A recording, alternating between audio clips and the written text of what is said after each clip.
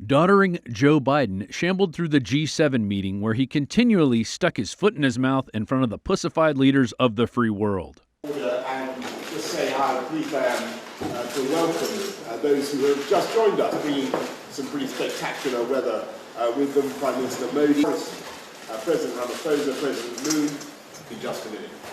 And the President of South Africa. And the President of South Africa, as I said earlier. Oh, you did?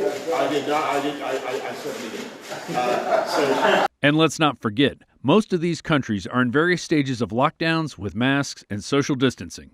But you wouldn't know it from the way these so-called leaders yucked it up and patted each other on the back. Which way are we going? We're going here. Come on. Back to Biden. Here he is at a press conference where he made this awkward exchange.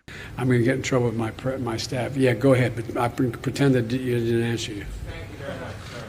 You have often said repeatedly that America is back. Yes. At the same time, you've kept in place some Trump-era steel and aluminum sanctions. And I wanted to ask you, when you're having these conversations with European allies who are very concerned about these sanctions, how do you justify that? And what are your plans to 120 days. Give me a break. Need time.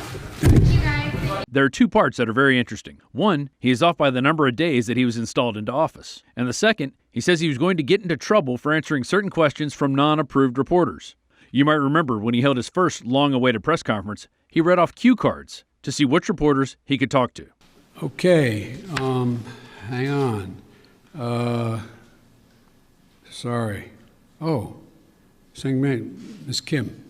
Now ask yourself, who is the most powerful man in the free world being held accountable to? Who is going to punish him?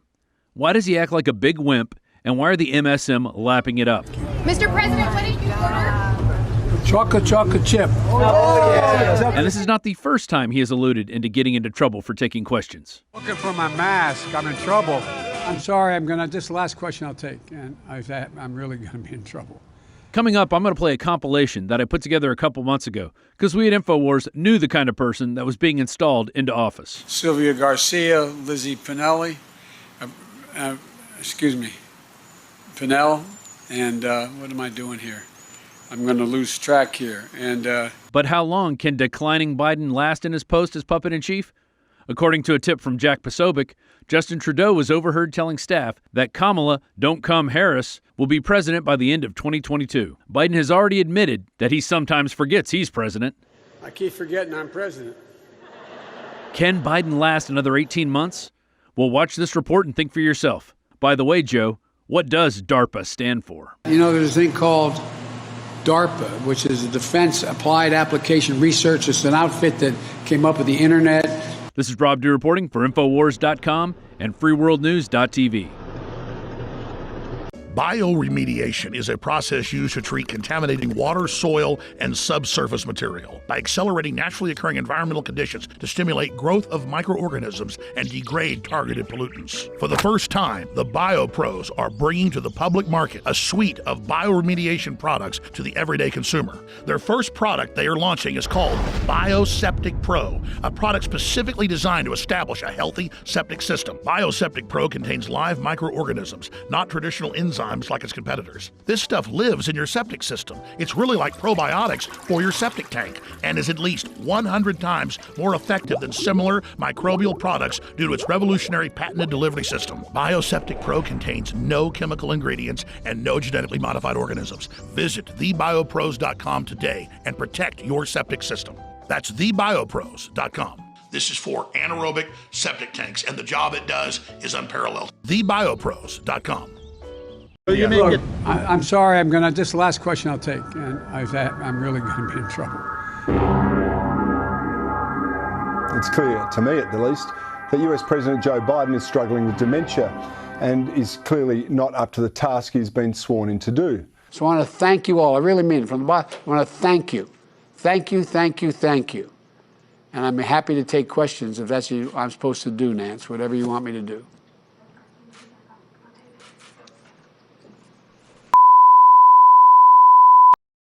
I'm no doctor. I just know he went from like a year ago being able to talk to not being able to talk. I said, looks like a stroke, looks like dementia. We've all had family that gets like that. But as a medical doctor, what are you seeing with Biden?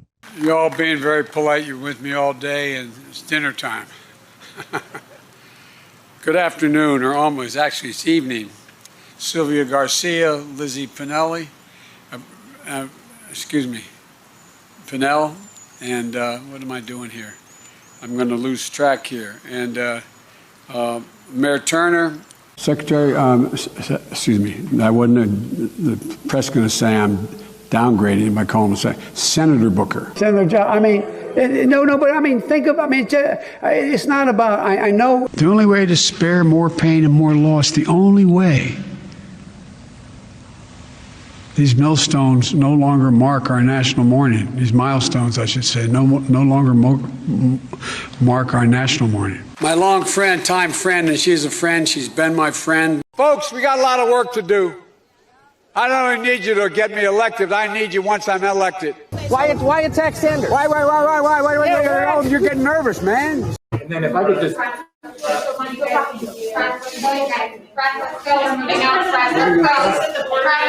guys. Come on, friends. We're gonna move out. Let's go, friends. Let's go. Come on, friends. Let's go. Come on, let's go. Is this at the order, sir? How would you keep pushing someone who can't string a sentence together instead of just worrying about Biden, which I know you're not? What does it say about the Democrats? They keep trying to push this guy.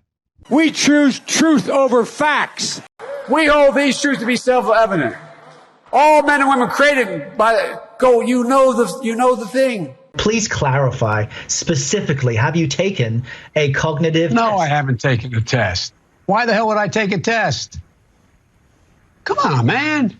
That's like saying before you got in this program, if you take a test where you're taking cocaine or not, what do you think, huh? What kind of country we're going to be?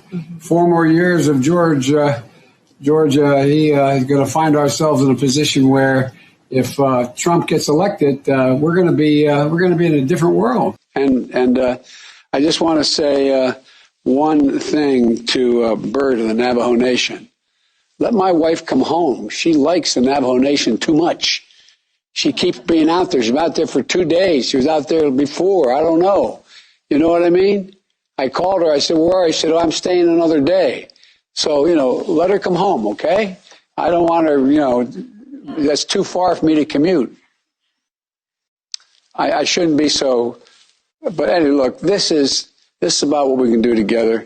Over the years, over your career, you've already spent a great deal of time at 1600 Pennsylvania Avenue. Except now you're living there and you're president.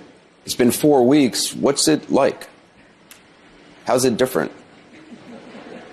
I get up in the morning and look at Jill and say, where the hell are we? So the best way to get something done, if it holds near and dear to you that you like to be able to, anyway, we're going to get a lot done. But the big flood is the diarrhea of the mouth coming out of the reanimated corpse, the perfect rotting edifice of the corrupt Democratic Party, Joe Biden. But this is the guy they have planning to run against Trump in 2 years. I mean, look, Joe Biden looks like a dead body that Frankenstein electrocuted and that stood back up on its hind legs. Look at how he steps and look how I step. Watch how I run up ramps and he stumbles down ramps, okay?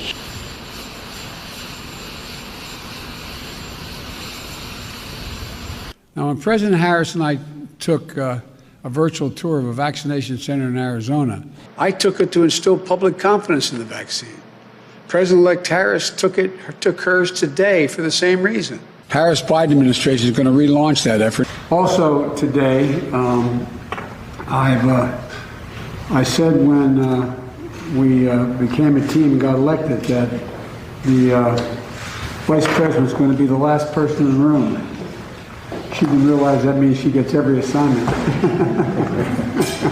If I reach something where there's a fundamental disagreement we have based on a moral principle, I'll develop some disease and say I have to resign.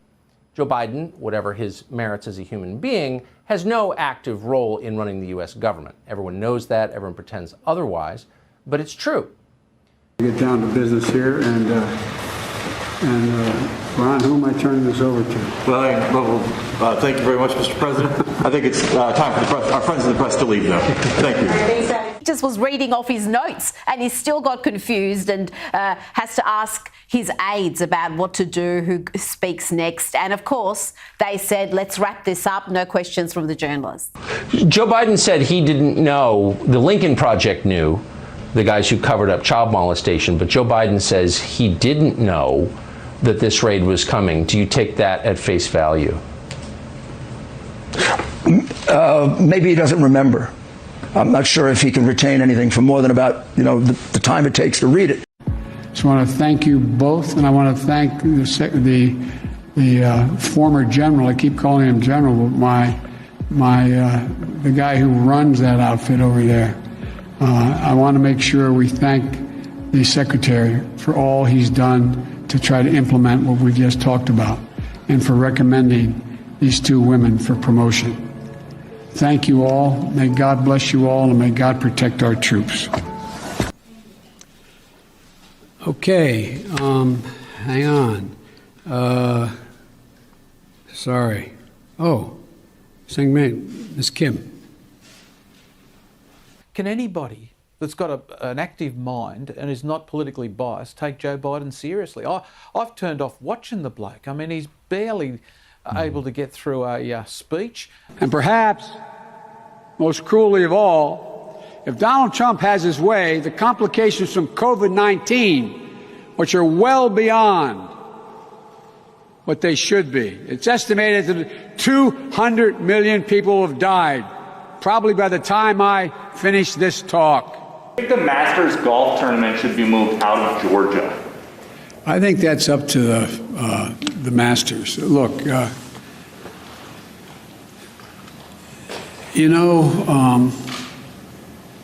it is reassuring to see that for-profit operations and businesses are speaking up about how these new Jim Crow laws are just antithetical to who we are. Wasn't that the President of the United States talking? No, that's what you thought. In fact, it was Jesus in aviator glasses. Joe Biden spoke to the soul of America. He connected with people who don't even deserve to be connected with, redeemed by his voice alone. A voice that is not, and we want to be clear about this, the fading monotone of a 78-year-old man who is losing his grip. No, it's not. Joe Biden's voice modulates. It is the capacity to change pitch in a way that is, and we're quoting now, rather extraordinary. Looking for my mask. I'm in trouble. We can keep going with this if we wanted. Cable news is a rich vein. But we will stop and return to reality. So we've got to make sure there's access for them. Thank you so much. Okay, thank you.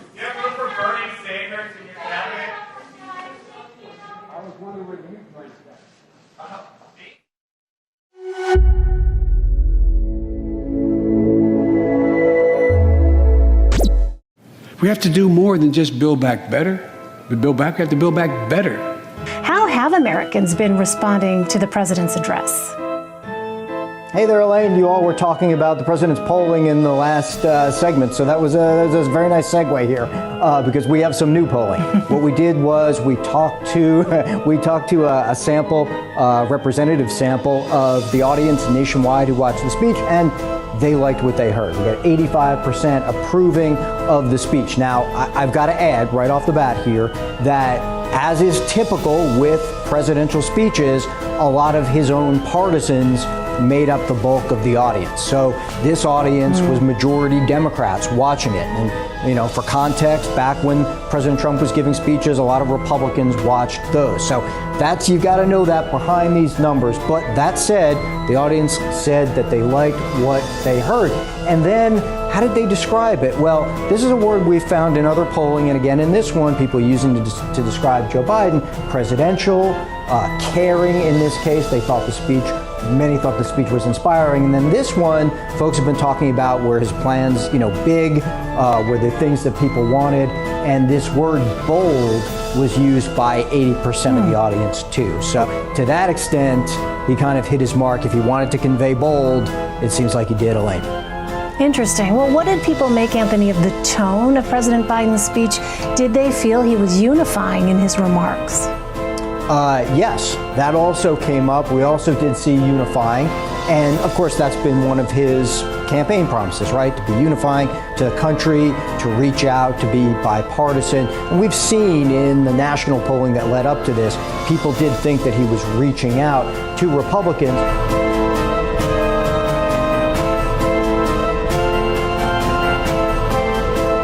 The globalists have said in their white papers, in their own UN documents, that they want to create race-specific bioweapons and other systems to depopulate the planet. A lot of this from my sources is that they're preparing to release bioweapons, claim that they're naturally occurring, and then use that as the cover for civil emergency, societal control, crackdowns on free speech. Obama put the internet kill switch in 5 years ago, and when he got confronted by it by Congress, he said, well, it's in case the bird flu or SARS gets out. Just type that in. CDC says internet kill switch is in case bird flu or SARS breaks out, and they have to control panic and direct every website in the U.S. to one government announcement. And we looked at every angle and believe a bioweapon release could be the thing they'd release to bring in a world government to counter a global problem. And the UN has said that a global pandemic is the only thing that may save their world government. InfoWars, tomorrow's news today.